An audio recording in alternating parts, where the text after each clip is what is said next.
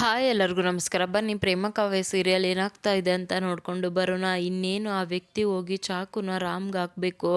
ಅಲ್ಲಿಗೆ ಪ್ರೇಮ, ರಾಣಿ ಮತ್ತೆ ಅವರ ಅಪ್ಪ ಮೂವರು ಕೂಡ ಬಂದಿರ್ತಾರೆ. ಅವಾಗ ಪ್ರೇಮ ಕೂಡ ರಾಮ್ನ ಕಾಪಾಡಬೇಕು ಅಂತ ಹೋಗಿ ಆ ಚಾಕುನ ಕೈಯಲ್ಲಿ ಹಿಡ್ಕೊಂಡು ಬಿಡ್ತಾಳೆ. ಅದನ್ನ ನೋಡಿ ಎಲ್ಲರಿಗೂ ಕೂಡ ಫುಲ್ ಶಾಕ್ ಆಗುತ್ತೆ. ಸ್ನೇಹ ಅಂತೂ ಜೋರಾಗಿ ರಾಮ್ ಅಂತ ಕಿರ್ಚ್ಕೊಂಡು ಬಿಡ್ತಾಳೆ. ಅದೇ ಟೈಮ್ಗೆ ಈ ಕಡೆ ಕಾವ್ಯ ಫ್ರೆಂಡ್ಸ್ ಎಲ್ಲರೂ ಕೂಡ ಬಂದಿದ್ದ ತಕ್ಷಣ ಏನ್ರಿ ಇದೆಲ್ಲ ಸಡನ್ ಆಗಿ ಸರ್ಪ್ರೈಸ್ ಕೊಟ್ಟಿದ್ದೀರಾ ಅಂದಾಗ ಮತ್ತೆ ನಾವಂದರೆ ಸುಮ್ಮನೆನಾ ಅಂತ ಹೇಳ್ತಾರೆ. ಹೌದಮ್ಮ, ಯಾವಾಗ ನೋಡಿದ್ರು ನೀವು ಇದೇ ರೀತಿ ನನಗೆ ಸರ್ಪ್ರೈಸ್ ಕೊಡ್ತಾನೆ ಇರ್ತೀರಾ, ಬನ್ನಿ ಕುತ್ಕೊಳ್ಳಿ ಅಂತ ಕರಿತಾಳೆ. ಒಂದು ನಿಮಿಷ ಕುಡಿಯೋಕೆ ಏನಾದರೂ ತೊಗೊಂಡು ಬರ್ತೀನಿ ಅಂದಾಗ, ಏ ಕಾವ್ಯ ಏನೇ ಮಾಡ್ತಾ ಇದೆಯಾ, ಆ ಡ್ರೈವರ್ ಇದ್ದಾನೆ ಅಲ್ವಾ, ಹೋಗಿ ತೊಗೊಂಡು ಬರ್ತಾನೆ ಬಿಡು ಅಂತ ಹೇಳ್ತಾಳೆ. ಅದನ್ನು ಕೇಳಿಸ್ಕೊಂಡು ಕಾವ್ಯಗಂತೂ ಫುಲ್ ಶಾಕ್ ಆಗುತ್ತೆ. ಹೌದು ಕಣೆ, ಈ ಡ್ರೈವರ್ಗೆ ಇವತ್ತೇನು ಕೆಲಸ ಇಲ್ಲ ಅನಿಸುತ್ತೆ, ಅದಾದರೂ ಮಾಡಲಿ ಬಿಡು ಅಂತ ಫ್ರೆಂಡ್ಸ್ ಹೇಳಿದ ತಕ್ಷಣ ಮಾದೇವ ಸರಿ ಸರಿ ನೀವೆಲ್ಲ ಮಾತಾಡ್ತಾ ಇರಿ, ಹೋಗಿ ನಾನೇ ಮಾಡ್ಕೊಂಡು ಬರ್ತೀನಿ ಅಂತ ಹೇಳ್ಬಿಟ್ಟು ಕಿಚನ್ಗೆ ಬರ್ತಾನೆ. ಆವಾಗ ಕಾವ್ಯ ಕೂಡ ಇಲ್ಲಿ ಮಾದೇವ ನಾನೇ ಮಾಡ್ತೀನಿ ಬಿಡು ಅಂತ ಹೇಳ್ತಾಳೆ. ಪರವಾಗಿಲ್ಲ ನಾನು ಮಾಡ್ತೀನಿ ಅಂತ ಮಾದೇವ ಹೇಳಿದಾಗ ಕಾವ್ಯ ಮಾದೇವನ ಕೈನ ಹಿಡ್ಕೊಂಡು ಮಾದೇವ ಬೇಡ ಅಂತ ಹೇಳ್ದೆ ತಾನೇ ಬಿಡು ಅಂತ ಹೇಳ್ತಾಳೆ. ಅವಾಗಂತೂ ಮಾದೇವಗೆ ಒಂಥರ ಆಗ್ಬಿಡುತ್ತೆ. ಅಯ್ಯೋ ಇರ್ಲಿ ಬಿಡಮ್ಮಿ, ನಾನು ಈ ಜ್ಯೂಸ್ನ ತುಂಬ ಚೆನ್ನಾಗಿ ಮಾಡ್ತೀನಿ, ನನಗೆ ಮಾಡೋಕೆ ಬರುತ್ತೆ ಅಂತ ಹೇಳ್ಬಿಟ್ಟು ಮಾದೇವ ಮಾಡ್ತಾ ಇರ್ತಾನೆ. ಹಂಗೂ ನಿನಗೇನಾದರೂ ಸಹಾಯ ಮಾಡಿಸ್ಬೇಕು ಅಂದರೆ ತಗೋ ಈ ನಿಂಬೆಹಣ್ಣನ್ನ ಕಟ್ ಮಾಡಿಕೊಡು ಅಂತ ಹೇಳ್ತಾನೆ.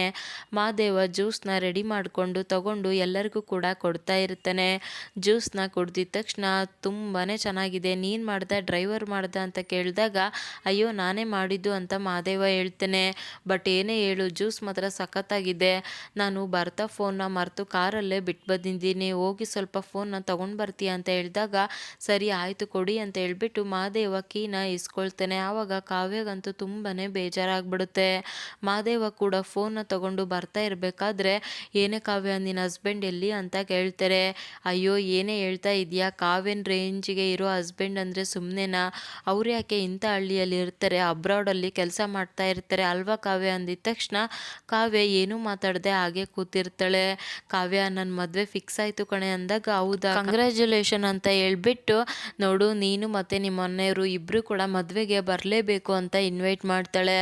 ಅಯ್ಯೋ ನಮ್ಮ ಮನೆಯವ್ರದ್ದು ಗೊತ್ತಿಲ್ಲ ಕಣೆ, ಖಂಡಿತ ನಾನಂತೂ ಬರ್ತೀನಿ ಅಂತ ಹೇಳಿದಾಗ ಪಾಪ ಮಾದೇವ ಏನು ಮಾತಾಡದೆ ಹಾಗೆ ನಿಂತಿರ್ತಾನೆ.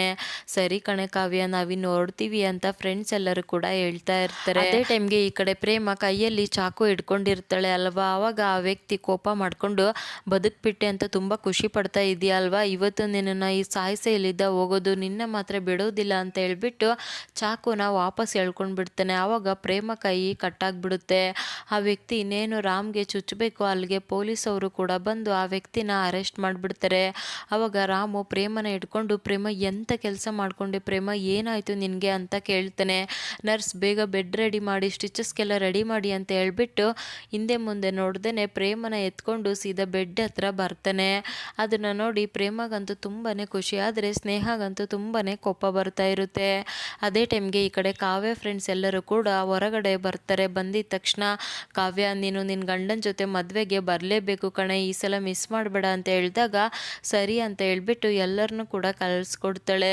ಮಾದೇವ ಅವರೇನೋ ಗೊತ್ತಿಲ್ಲದೆ ನಿನ್ನನ್ನು ಡ್ರೈವರ್ ಅಂತ ಅಂದ್ಕೊಂಡಿದ್ದಾರೆ, ಅದನ್ನು ಮನಸ್ಸಲ್ಲೇ ಇಟ್ಕೋಬೇಡ, ಬೇಜಾರು ಮಾಡ್ಕೋಬೇಡ ಅಂತ ಕಾವ್ಯ ಹೇಳಿದ ತಕ್ಷಣ ಮಾದೇವಗಂತೂ ತುಂಬಾ ಬೇಜಾರಾಗುತ್ತೆ. ಅಟ್ಲೀಸ್ಟ್ ಕಾವ್ಯ ಇವರೇ ನನ್ನ ಗಂಡ ಅಂತ ಪರಿಚಯನ ಮಾಡಿಕೊಡ್ಬೋದಿತ್ತು, ಅದನ್ನು ಮಾಡಿಕೊಡೋದೇ ಇಲ್ಲ ಅಂತ ಹೇಳ್ಬಿಟ್ಟು ಅದು ಮಾದೇವ ಕಣ್ಣಲ್ಲಿ ಫೀಲ್ ಮಾಡ್ತಾ ಇರೋದು ಗೊತ್ತಾಗುತ್ತೆ. ಇನ್ನು ಈ ಕಡೆ ರಾಮ್ ಕೂಡ ಪ್ರೇಮ ಕೈಗೆ ಸ್ಟಿಚಸ್ನ ಹಾಕಿರ್ತಾನೆ. ಪ್ರೇಮ ಚಾಕು ತುಂಬ ಆಳವಾಗಿರೋದ್ರಿಂದ ನೋಡು ನಿನಗೆ 12 ಸ್ಟಿಚಸ್ನ ಹಾಕಿದ್ದೀನಿ, ನೀನು ಡೈಲಿ ಟ್ಯಾಬ್ಲೆಟ್ನ ತಗೊಂಡ್ರೆ ಆದಷ್ಟು ಬೇಗ ಹುಷಾರಾಗ್ತೀಯ, ನೋವು ಕೂಡ ಕಡಿಮೆ ಆಗುತ್ತೆ ಅಂತ ರಾಮ್ ಹೇಳ್ತಾನೆ. ರಾಣಿ ಪ್ರೇಮನ ಕರ್ಕೊಂಡೋಗು, ನಾನು ನಿಮ್ಮ ಅಪ್ಪನ ಟ್ರೀಟ್ಮೆಂಟ್ ಮಾಡಿ ಮತ್ತೆ ಆಮೇಲೆ ಕಳಿಸ್ತೀನಿ ಅಂತ ಹೇಳಿದಾಗ ಸರಿ ಆಯಿತು ಅಂತ ಹೇಳ್ಬಿಟ್ಟು ರಾಣಿ ಕೂಡ ಪ್ರೇಮನ ಕರ್ಕೊಂಡು ಮನೆಗೆ ಬರ್ತಾ ಇರ್ತಾಳೆ. ಕಲ್ಯಾಣಿ ಮತ್ತು ಶ್ರೀಧರ್ ಎಲ್ಲರೂ ಕೂಡ ಮದುವೆನ ಮುಗಿಸ್ಕೊಂಡು ಮನೆಗೆ ಬರ್ತಾರೆ. ಎಷ್ಟು ಚೆನ್ನಾಗಿತ್ತು ಅಲ್ವಾ ಫಂಕ್ಷನ್ ಅಂತ ಕಲ್ಯಾಣಿ ಹೇಳ್ತಾ ಇರಬೇಕಾದ್ರೆ ಕಾವ್ಯ ಬಂದು ನೀರು ಕೊಡ್ತಾಳೆ. ಕಾವ್ಯ ಎಲ್ಲಮ್ಮ ಪ್ರೇಮ, ಪ್ರೇಮ ಕಾಣ್ತಾ ಇಲ್ಲ ಅಂತ ಹೇಳಿದಾಗ ಅದು ಅತ್ತೆ ರಾಣಿಯಪ್ಪಗೆ ಹುಷಾರಿಲ್ಲ ಅಲ್ವಾ, ಅವ್ರನ್ನ ಕರ್ಕೊಂಡು ಅಕ್ಕ ಹಾಸ್ಪಿಟಲ್ಗೆ ಹೋಗಿದ್ದಾಳೆ ಅಂತ ಹೇಳಿದಾಗ ಓ ಹೌದಾ ಅಂತ ಮಾತಾಡ್ತಾ ಇರ್ತಾರೆ. ಅದೇ ಟೈಮ್ಗೆ ಅಲ್ಲಿಗೆ ಪ್ರೇಮ ಮತ್ತು ರಾಣಿ ಇಬ್ಬರು ಕೂಡ ಬರ್ತಾರೆ. ಕಾವ್ಯ ಪ್ರೇಮನ ನೋಡಿಬಿಟ್ಟು ಅಕ್ಕ ಏನಾಯ್ತೆ, ಕೈಗೆ ಯಾಕೆ ಬ್ಯಾಂಡೇಜ್ ಹಾಕ್ಕೊಂಡಿದ್ಯಾ ಅಂತ ಕೇಳ್ತಾಳೆ.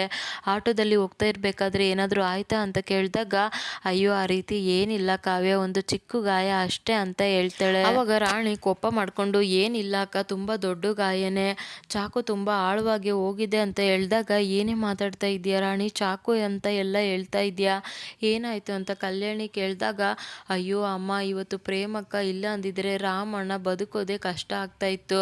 ಇವತ್ತು ಒಬ್ಬರು ರಾಮಣ್ಣನ ಹೊಟ್ಟೆಗೆ ಚಾಕು ಹಾಕ್ಬೇಕು ಅಂತ ಹೋಗಿದ್ರು. ಪ್ರೇಮಕ್ಕ ಹೋಗಿ ಅದನ್ನ ತಡೆದಿದ್ದಕ್ಕೆ ಈ ಗಾಯ ಆಗಿರೋದು. ಅದನ್ನು ನೆನೆಸ್ಕೊಂಡ್ರೇನೆ ತುಂಬಾನೇ ಭಯ ಆಗ್ತಾ ಇದೆ ಅಂತ ಹೇಳಿದಾಗ, ಪ್ರೇಮ ಏನಮ್ಮ ಹೇಳ್ತಾ ಇರೋದು, ನಿಜವಾಗ್ಲೂನ ರಾಮ್ನ ಕಾಪಾಡಕ್ ಹೋಗಿ ಈ ರೀತಿ ಎಲ್ಲ ಆಯ್ತಾ, ನಿಜವಾಗ್ಲೂ ನಿನ್ನ ಧೈರ್ಯನ ಮೆಚ್ಚಬೇಕು ಕಣಮ್ಮ ಅಂದಾಗ, ಹೌದು ಕಲ್ಯಾಣಿ ಅಮ್ಮ, ಇವತ್ತು ಪ್ರೇಮಕ್ಕ ಇಲ್ಲ ಅಂದಿದ್ರೆ ನಾವು ರಾಮಣ್ಣನ ಉಳಿಸ್ಕೊಳ್ಳೋಕೆ ಆಗ್ತಾ ಇರಲಿಲ್ಲ ಅಂತ ಹೇಳ್ತಾಳೆ. ಪ್ರೇಮ ತುಂಬ ಸುಸ್ತಾಗಿರ್ಬೇಕು ಅನಿಸುತ್ತೆ, ಹೋಗಮ್ಮ ಸ್ವಲ್ಪ ರೆಸ್ಟ್ ಮಾಡು ಅಂತ ಕಲ್ಯಾಣಿ ಕಾವ್ಯ ಜೊತೆಗೆ ಕಳಿಸ್ತಾಳೆ. ಇನ್ನು ಈ ಕಡೆ ಏನಿದೆಲ್ಲ ಇದನ್ನೆಲ್ಲ ನೋಡ್ತಾ ಇದ್ರೆ ನನಗಂತೂ ತುಂಬಾ ಗಾಬರಿ ಆಗ್ತಾ ಇದೆ ಅಂತ ಕಲ್ಯಾಣಿ ಮಾತಾಡ್ಕೊಳ್ತಾ ಇರ್ತಾಳೆ. ಅಕ್ಕ ಎಂಥ ಕೆಲಸ ಮಾಡಿಕೊಂಡೆ, ಅಲ್ಲ ನಿನಗೇನಾದರೂ ಹೆಚ್ಚು ಕಮ್ಮಿ ಆಗಿದ್ರೆ ಏನೇ ಗತಿ ಅಂದಾಗ, ಅಯ್ಯೋ ಕಾವ್ಯ ಏನಿಲ್ಲ ಬಿಡೆ, ಸ್ವಲ್ಪ ನೋವಾಗಿದೆ ಅಷ್ಟೇ ಅಂದಾಗ, ಸಾಕು ಸುಮ್ಮನೆ ಇರ್ತೀಯ, ನಿನ್ನ ಮುಖ ನೋಡಿದ್ರೇ ಗೊತ್ತಾಗುತ್ತೆ ಎಷ್ಟು ನೋವಾಗಿದೆ ಅಂತ ಹೇಳ್ತಾಳೆ. ಅಲ್ಲಿಗೆ ಕಲ್ಯಾಣಿ ಕೂಡ ಬರ್ತಾಳೆ. ಬಂದಿದ ತಕ್ಷಣ, ಪ್ರೇಮ ನಿಜವಾಗ್ಲೂ ಕೂಡ ನಿನ್ನನ್ನು ಸೊಸೆಯಾಗಿ ಪಡೆಯೋದಕ್ಕೆ ಪುಣ್ಯ ಮಾಡಿದ್ದೀನಿ ಕಣಮ್ಮ, ಇವತ್ತು ನನ್ನ ರಾಮ್ ಜೀವನನ ಕಾಪಾಡಿಬಿಟ್ಟೆ ಅಂತ ಹೇಳಿದಾಗ, ಹೌದು ಪ್ರೇಮ, ನಾನು ಅಪ್ಪನಾಗಿ ರಾಮ್ನ ಇಷ್ಟಪಡ್ತೀನಿ, ಆದರೆ ನಿನ್ನಷ್ಟು ಇಷ್ಟಪಡೋಕ್ಕೆ ಯಾರಿದ್ದನು ಕೂಡ ಸಾಧ್ಯ ಇಲ್ಲ. ಆ ಸಿಚುವೇಶನಲ್ಲಿ ನಾನಿದ್ರೂ ಕೂಡ ಏನು ಮಾಡ್ತಾ ಇದ್ನೋ ನನಗೆ ಗೊತ್ತಿಲ್ಲ ಅಂತ ಶ್ರೀಧರ್ ಹೇಳ್ತಾರೆ. ಪ್ರೇಮ, ನಾವು ನೋಡು ನಿನ್ನನ್ನು ಮಾತಾಡಿಸ್ತಾನೆ ಇದ್ದೀವಿ, ಪಾಪ ನೀನು ರೆಸ್ಟ್ ಮಾಡಬೇಕು ಅನಿಸುತ್ತೆ, ಮಲ್ಕೋ ಅಂತ ಹೇಳ್ಬಿಟ್ಟು ಕಾವ್ಯ ಪ್ರೇಮನ ಚೆನ್ನಾಗಿ ನೋಡ್ಕೊ ಅಂತ ಕಲ್ಯಾಣಿ ಹೇಳ್ತಾಳೆ. ಸರಿ ಆಯಿತು ಅತ್ತೆ ಅಂತ ಹೇಳ್ಬಿಟ್ಟು ಕಾವ್ಯ ಕೂಡ ಒಪ್ಕೊಳ್ತಾಳೆ. ಕಲ್ಯಾಣಿ ಶ್ರೀಧರ್ ಇಬ್ಬರು ಕೂಡ ಅಲ್ಲಿದ್ದ ಹೋಗ್ತಾ ಇರಬೇಕಾದ್ರೆ ಕಾವ್ಯ ಕೋಪ ಮಾಡಿಕೊಂಡು, ಏನೇ ಅಕ್ಕ ನೀನು, ಅಲ್ಲ ನಿನ್ನ ಪ್ರಾಣನ ಒತ್ತೆ ಇಟ್ಟು ಅವ್ರ ಪ್ರಾಣನ ಯಾಕೆ ಕಾಪಾಡಕ್ಕೆ ಹೋಗಿದ್ದೆ, ಅವರಿದ್ದಾಗಿ ನಿನಗೆ ಎಷ್ಟೆಲ್ಲ ಅನ್ಯಾಯ ಆಗಿದೆ, ಅವರು ನಿನ್ನನ್ನು ಕಿಡ್ನಾಪ್ ಮಾಡ್ಕೊಂಡು ಹೋಗಿ ಮದುವೆ ಮಾಡ್ಕೊಂಡಿದ್ದಾರೆ, ನಿನ್ನ ಜೀವನನೇ ಹಾಳು ಮಾಡಿದ್ದಾರೆ ಕಣೆ ಅಂದಾಗ, ಅಯ್ಯೋ ಕಾವ್ಯ ಆ ರೀತಿ ಎಲ್ಲ ಮಾತಾಡ್ಬೇಡ ಕಣೆ, ನನ್ನ ರಾಮ್ ಅಂದರೆ ನನಗೆ ಪ್ರಪಂಚ, ಅವನಿಗೇನಾದರೂ ಹೆಚ್ಚು ಕಮ್ಮಿ ಆಗಿದ್ರೆ ನಾನು ಏನೇ ಮಾಡಬೇಕಿತ್ತು, ಇವತ್ತಿನ ನೆನೆಸ್ಕೊಂಡ್ರೆ ನನ್ನ ಕೈಯಲ್ಲಿ ಇರೋಕ್ಕಾಗ್ತಾ ಇಲ್ಲ ಕಣೆ, ರಾಮ್ಗೇನಾದರೂ ಆದರೆ ನನಗಿರೋ ಶಕ್ತಿ ಇಲ್ಲ ಅಂತ ಹೇಳಿದಾಗ, ಅಕ್ಕ ಇಷ್ಟೆಲ್ಲ ಆದ್ರೂ ಕೂಡ ಅವ್ರನ್ನ ಯಾಕೆ ಅಷ್ಟೊಂದು ಪ್ರೀತಿ ಮಾಡ್ತೀಯ ಅಂದಾಗ, ನನ್ನ ರಾಮು ತುಂಬ ಒಳ್ಳೆಯವನು ಕಣೆ, ಅವನೇ ನನ್ನ ಪ್ರಪಂಚ ಅಂತ ಹೇಳ್ತಾಳೆ. ಅದನ್ನು ಶ್ರೀಧರ್ ಕೂಡ ಕೇಳಿಸ್ಕೊಂಡು, ಅದಕ್ಕೆ ನಿಜವಾಗ್ಲೂ ಕೂಡ ಇಂಥ ಹೆಂಡ್ತಿರು ಲಕ್ಷಕ್ಕೊಬ್ಬರೇ ಸಿಗೋದು, ಆದರೆ ನನ್ನ ರಾಮ್ಗೆ ಇಂಥ ಹೆಂಡ್ತಿ ಸಿಕ್ಕಿದ್ದಾಳೆ, ನಿಜವಾಗ್ಲೂ ಇದನ್ನು ನೋಡೋಕೆ ಖುಷಿ ಆಗುತ್ತೆ ಅಂತ ಹೇಳ್ತಾನೆ. ಅಷ್ಟೇ ಅಲ್ಲ ಶ್ರೀಧರ್, ಈ ಮನೆಗೆ ಒಳ್ಳೆ ಸೊಸೆ ಸಿಕ್ಕಿದ್ದಾಳೆ, ಇಂಥ ಸೊಸೆ ಸಿಕ್ಕಿದ್ದಾಳೆ ಅಂತ ನನಗೂ ಕೂಡ ತುಂಬಾನೇ ಖುಷಿ ಆಗ್ತಾ ಇದೆ, ನಿಜವಾಗ್ಲೂ ಕೂಡ ಪ್ರೇಮ ತುಂಬಾನೇ ಒಳ್ಳೆ ಹುಡುಗಿ ಅಂತ ಹೇಳ್ಬಿಟ್ಟು ಕಲ್ಯಾಣಿ ಮತ್ತೆ ಶ್ರೀಧರ್ ಇಬ್ರು ಕೂಡ ತುಂಬಾನೇ ಖುಷಿ ಪಡ್ತಾರೆ. ಇದಿಷ್ಟು ಇವತ್ತಿನ ಸಂಚಿಕೆ. Thank you so much every one.